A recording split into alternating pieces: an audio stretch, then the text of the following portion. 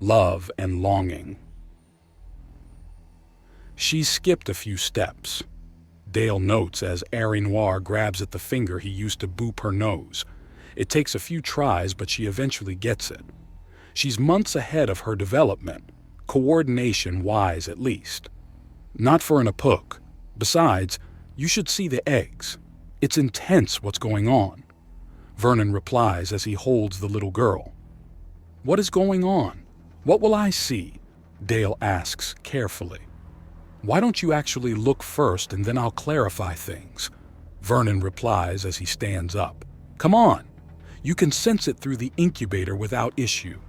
He leads Dale through the rooms and to the incubator. The man seems only curious at first and then focuses on the axiom. His eyebrows climb up in surprise. I shouldn't be surprised they're absorbing axiom. Are they using them for excess nutrients? Among other things. Vernon answers him. Remember that human babies are born oddly undeveloped due to all the focus on the gray matter. The average animal is capable of a great deal more than a human baby.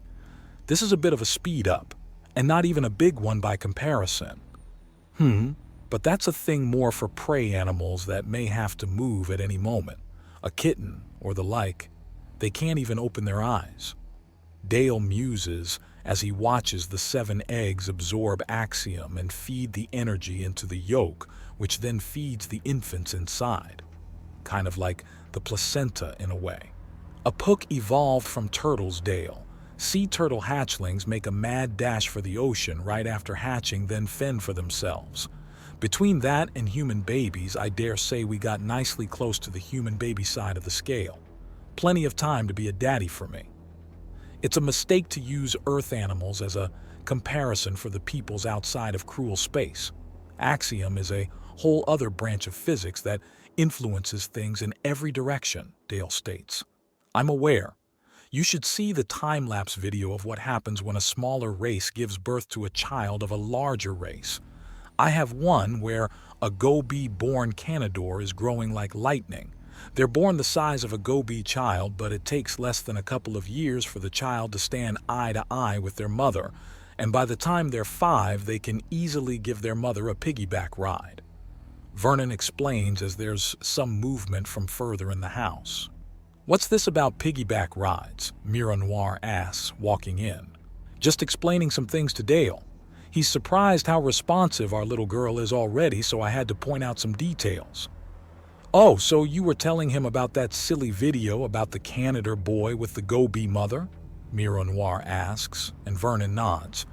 You know he's a minor celebrity, right? Plays a lot of background roles in holodramas, usually the silhouette of someone's mysterious lover or the lover of someone's imaginings.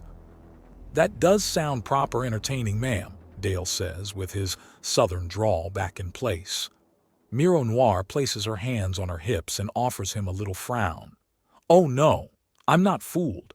I know you can easily speak without an accent. Mira Noir somewhat scolds him and he chuckles somewhat. Sorry, I find the reactions to the old homestead drawl to be pretty funny most of the time. So it's a habit, Dale admits. Not to mention with the Madams Morrow and URLA enjoying that twangy accent. Vernon teases him, and Dale tilts his hat over his eyes somewhat.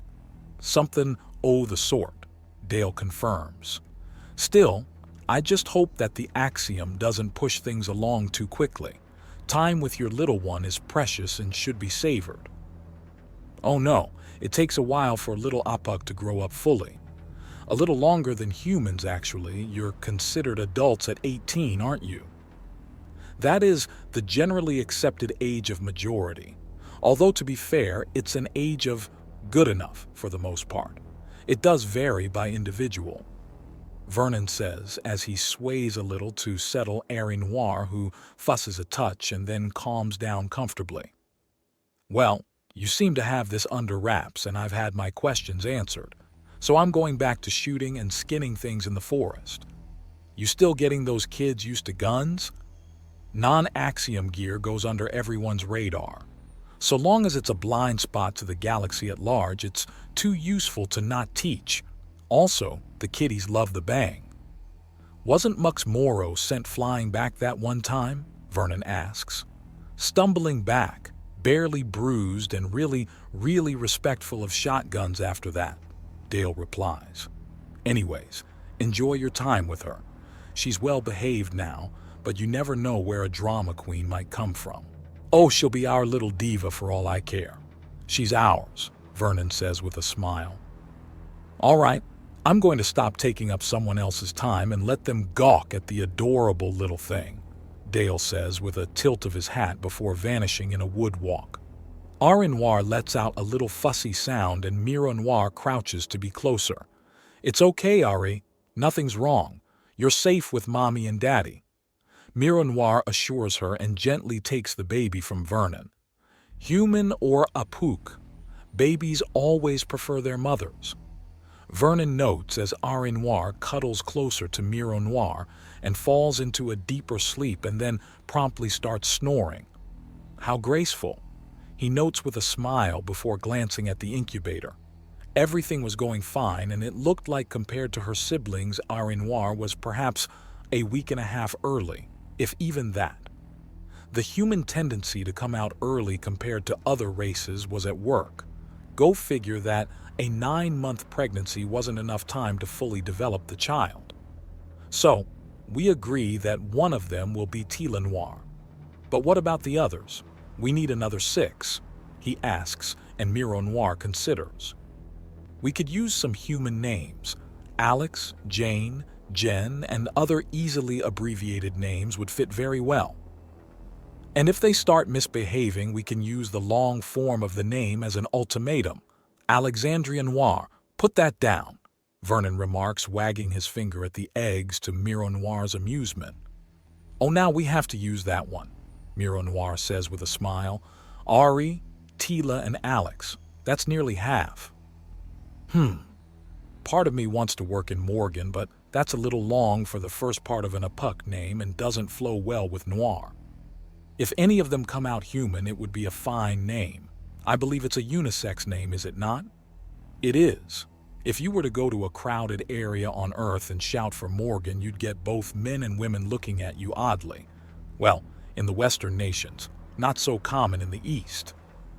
It's so strange that your people are divided among those lines. There are more lines than that. There's the Arabic, the South American, the African, and that's not to say the East and West are unified. Far from it. Even peoples with a shared ancestry and languages are divided like in North and South Korea. The shattering of the Balkans and many smaller European countries and their unending rivalries. I think I've heard the term Balkanization once or twice. I don't know the details, but political fighting and enormous tensions caused a large and unified country to permanently shatter. It became that way because it was in between two large empires with massively differing ideals, and whenever they went to war or started pushing against each other, the Balkans were forced to shift. Eventually, this large area had too many divisions and differences, and the provinces shattered into their own separate states. So the term Balkanization is when a larger nation shatters into several smaller states. How did we get on this topic again? Baby names? Morgan is a good catch-all name for a human baby, but isn't universally a common name, Vernon reminds her. Yes, it's far too easy to get sidetracked when we speak. Noir chides him and he shrugged. I worked long and hard to keep my mind occupied during the journey out of cruel space. You can't lean on that whenever you bring up some odd factoid or bit of history. I'm also a massive nerd and am easily entertained by learning new trivia. Vernon concedes and Noir leans over to kiss him on the cheek. My nerd, she says, and he smiles. Then he checks his communicator. I think we're nearly missing lunch. How about I cook a few steaks on Texas toast? He asks, noting the time. That sounds lovely. Texas toast doesn't have much. Double thick slice of bread, buttered and fried on both sides. Vernon answers before the question of spices and the like comes up. Oh, more bread to soak up the juices with, I understand. Noir notes. Yes, indeed. Flavorful, but not dangerous, Vernon assures her before giving her a kiss on the cheek. It will be ready shortly. He tiptoes into the kitchen, not wanting Arinoir's nap to be disturbed, and he quickly sets to work. Apuk kitchens don't actually have much in the way of stoves or ovens. It's an interesting thing to note, but since the entire species expresses fire, one of the earliest ways they're taught how to use it is in cooking food. So there's really no point to having a stovetop or oven. He remerges in a small garden in the middle of the dark forest, and his instincts go wild in every direction. Someone is messing with him, and a massive amount of water is dumped onto him, and the area erupts into cheers as the rest of the sorcerers reveal themselves. "Ah-ha, funny," he says as he wipes some of the water off his face and then sniffs it to make sure it is water. It is, thankfully. "Hey, you're a father for the first time. Why not celebrate?" Derchar asks from behind him, and Vernon turns to see him with the emptied keg. "I was celebrating, in my own quiet way," he answers, and in a moment Dale has him in a headlock. "Oh no, buddy. This is a big first, and we're here to set traditions, right? Well, here's one. We sorcerers celebrate our brother's triumphs and help one another through the trials." "Does that mean I can tag you guys in on diaper duty?" Vernon asks, and there's a pause. "Thought so." "Well, yay, but bringing that up now?" Dale asks. "Still, congratulations. There are few things that can change one's life like fatherhood. In fact, it was only after I had my first daughter in my arms that I finally, truly calmed down and was not just some barely contained beast. From my understanding, your daughter is healthy and strong despite being hatched early. I wish you all the best," Brinchar says solemnly as he holds out his hand for Vernon to shake. A human tradition that the Apuk man was actually appreciative of. "Thank you. Although why did you let your son douse me with water?" "He claims it's a ledrous expression of congratulations," Brinchar says before leaning to the side to glance at Derchar. "Although from his expression, I think we've both been had." Vernon looks back to see Derchar grinning unrepentantly. Vernon then just flickers the axiom and the water around, and on him goes flying back into the grinning boy's face. "What? Hey!" Derchar protests. "Turnabout's fair play," Brinchar says. "Speaking of fair play, though I noted I'd just be out for a minute, I really want to get back to my wife and child. Of course, no one sane will begrudge you.